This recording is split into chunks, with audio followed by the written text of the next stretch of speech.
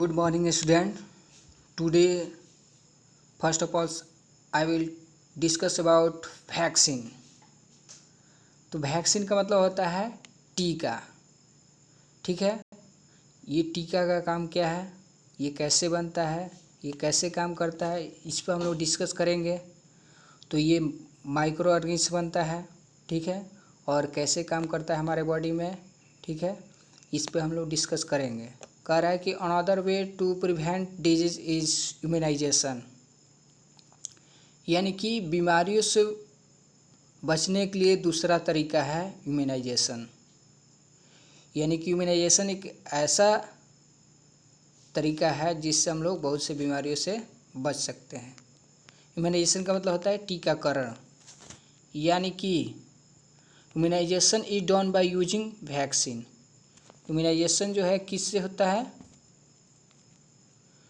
Immunisation vaccine का प्रयोग करके किया जाता है। ठीक है, आगे कह रहा है कि स्मॉल डोज ऑफ वीकेंड और kill disease causing microbes needed to immunise the body against a particular disease is called vaccine. यानी कि वीकेंड या किल डिजीज के कारण माइक्रोब्स के शरीर को एक विशेष बीमारी के खिलाफ प्रतिरक्षित करने की आवश्यकता होती है। वीकेंड या किल डिजीज के कारण माइक्रोब्स को एक पर्टिकुलर डिजीज के अगेंस्ट में इम्यूनाइज करने की आवश्यकता होती है, जिसे वैक्सीन कहते हैं। Vaccine should be kept store at low temperature, और वैक्सीन को हमें लो टेम्परेचर पे रखना चाहिए या स्टोर करके रखना चाहिए। वैक्सीन को हमें लो टेम्परेचर पे रखना चाहिए। ठीक है, आगे कह रहा है कि how does a vaccine work. Vaccine कैसे काम करता है? कह रहे कि when a disease causing microbes enters our body, the body produce antibiotics to fight the invader. यानी कि जब एक डिजीज कॉजिंग माइक्रोब्स हमारे शरीर में इंटर करते हैं, यानी कि प्रवेश करते हैं, तो हमारा बॉडी जो है एंटीबायोटिक्स प्रोड्यूस करता है। यहाँ पे आप एंटीबॉडी भी बोल सकते हैं, क्योंकि जब भी डिजीज कॉजिंग माइक्रोब्स हमारे शरीर के अंदर इंटर करते हैं तो तुरंत हमारा बॉडी जो है वहाँ पे एंटीबायोटिक्स या एंटीबॉडीज़ प्रोड्यूस करता है, जो भी इन्वेडर का मतलब होता है आक्रमणकारी से फाइट करने के लिए। किस लिए प्रोड्यूस करता है? तो जो भी इन्वेडर है यानी कि आक्रमणकारी है, उसे फाइट करने के लिए प्रोड्यूस करता है। These antibiotics are weakened microbes. अब ये एंटीबायोटिक्स माइक्रोब्स को क्या कर देता है? कमज़ोर कर देता है। एंड रिमेन इन ब्लड, और ब्लड में वैसे ही रहता है to fight any further attack by such disease causing microbes. वैसे ही रहता है ताकि ऐसे डिजीज कॉजिंग माइक्रोब्स अगर अटैक करते हैं तो वो उससे फाइट कर लें। ठीक है, आगे कह रहा है कि चिल्ड्रेन आर मोर सेंसिटिव। बच्चे जो होते हैं बहुत ही ज़्यादा सेंसिटिव होते हैं। टू प्रिवेंट देम, और उनको सुरक्षित रखने के लिए from any such harmful microbes, ऐसे कोई भी हार्मफुल माइक्रोब्स से, यानी कि ऐसे किसी भी हार्मफुल माइक्रोब्स से उन्हें सुरक्षित रखने के लिए उन्हें सूटेबल एज में वैक्सीन देना चाहिए। अब आगे कह रहे हैं कि such vaccine are easily available in hospital and health centre, और ऐसे वैक्सीन जो है हॉस्पिटल और हेल्थ सेंटर में आसानी से मिल सकता है या अवेलेबल है। आगे जो हम लोग को पढ़ना है, following chart given the recommended schedule of immunisation of children. यानी कि बच्चे के इम्यूनाइजेशन के लिए निम्नलिखित चार्ट जो है के रिकमेंडेड शेड्यूल दिया गया है। यहाँ पे एज लिखा गया है। कह रहा है कि सून आफ्टर बर्थ, जैसे ही जन्म बच्चा लेता है तो वहाँ पे हम लोग को स्मॉल पॉक्स BCG का टीका देना चाहिए। अब जो वो बच्चा जब 4 से 9 महीना का होता है तो DPT यानी कि डिप्थेरिया, व्होपिंग कफ और टिटनेस, ये 3 बीमारी के लिए होता है, इसलिए इसको ट्रिपल वैक्सीन बोलते हैं। यानी कि ये 2 डोज, इसका 2 डोज 8 से 12 सप्ताह के इंटरवल में यानी कि बीच में नहीं देना चाहिए, जबकि इसको 4 से 6 सप्ताह के बीच में 3 डोज देना चाहिए। अब बच्चा जब 1 साल का होता है तो स्मॉल पॉक्स का फिर से हम लोग को वैक्सीन देना चाहिए। बच्चा जब 1.5 से 2 साल का होता है तो उसको DPT का बूस्टर डोज का मतलब ये हुआ कि जो पहले हम लोग वैक्सीन दिए हैं उसके प्रभाव को बढ़ाने के लिए हम लोग बूस्टर डोज देते हैं, पोलियो या DPT का। ठीक है। आगे जब बच्चा 3 से 4 साल का होता है तो उसको स्मॉल पॉक्स का फिर रीवैक्सीनेशन करना चाहिए, फिर से स्मॉल पॉक्स का टीका देना चाहिए। जब बच्चा 5 से 6 साल का होता है तो DPT का फिर से हम बूस्टर डोज देना चाहिए। ठीक है। टाइफाइड वैक्सीन में क्या करना चाहिए, 2 डोज देना चाहिए। यहाँ पे डोज होना चाहिए, डोज नहीं होना चाहिए, डोज होना चाहिए, जो कि 1 से 2 महीना के इंटरवल में दिया जाता है। आगे हम लोग पढ़ेंगे इंक्रीजिंग ऑफ सॉइल फर्टिलिटी, यानी सॉइल फर्टिलिटी को कैसे बढ़ाया जाए।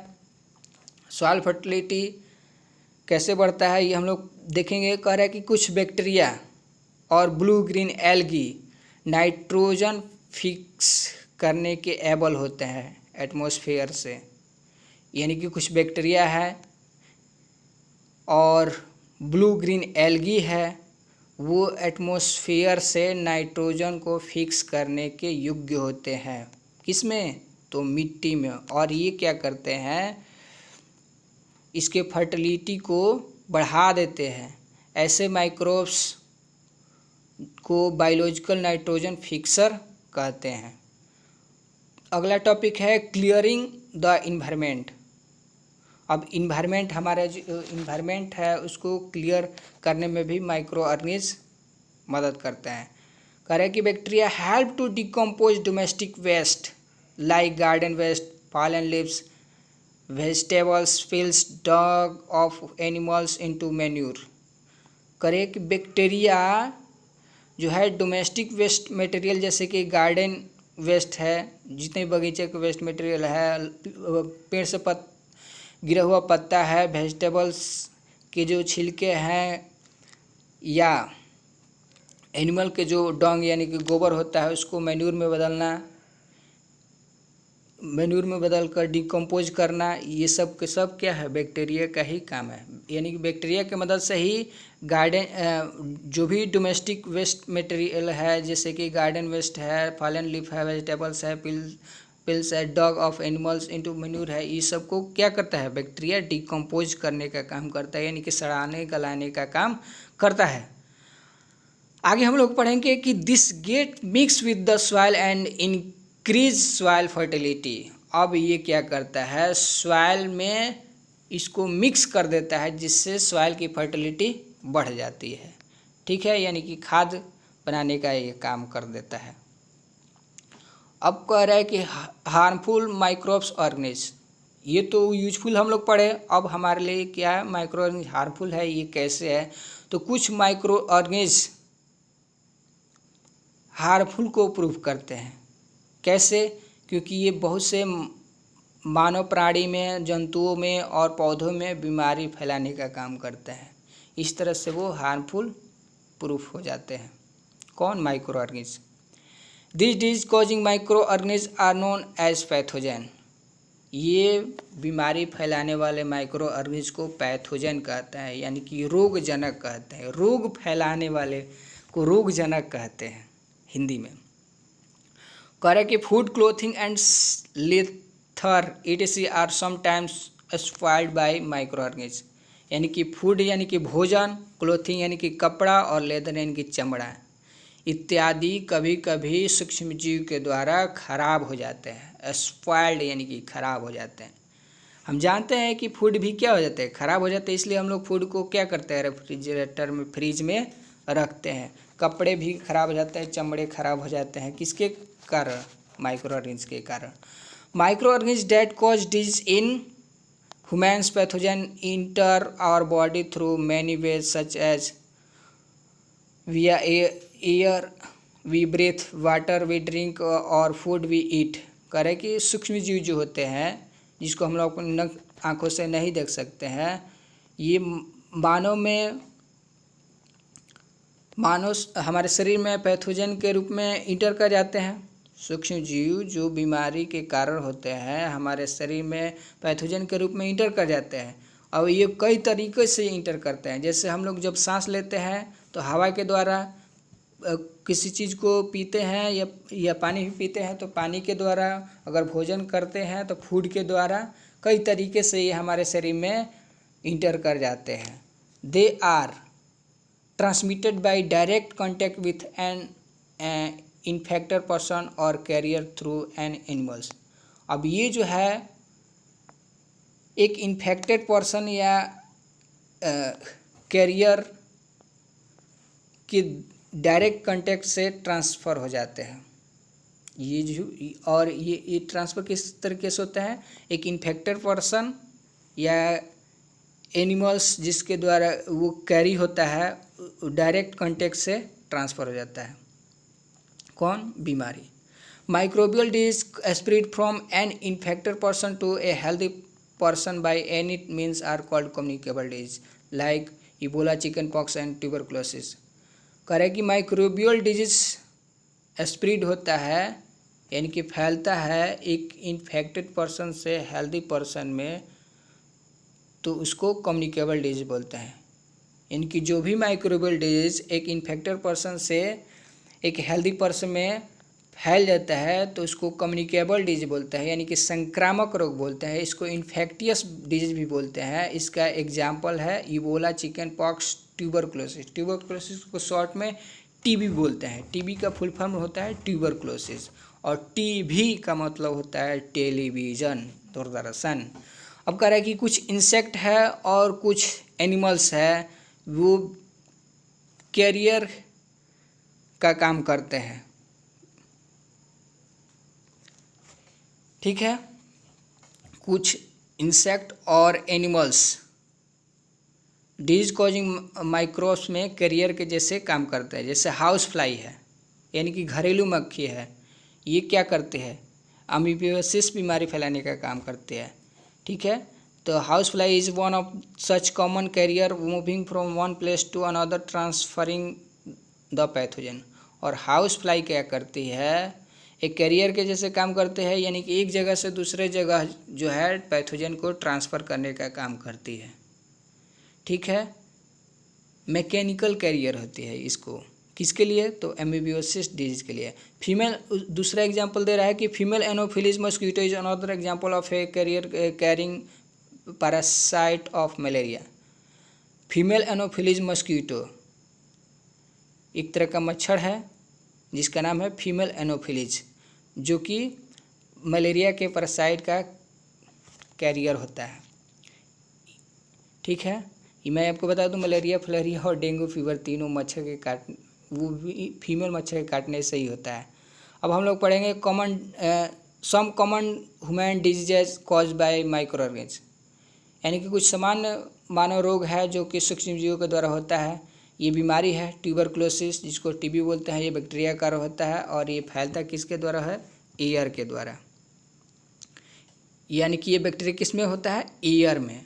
मीसल्स, जिसको खसरा बोलते हैं, वायरस के द्वारा फैलता है और ये वायरस एयर में प्रेजेंट होता है। चिकन पॉक्स के लिए रिस्पॉन्सिबल है वायरस, ये एयर या किसी के कंटेक्ट से फैल सकता है। पोलियो है, वायरस के द्वारा फैलता है।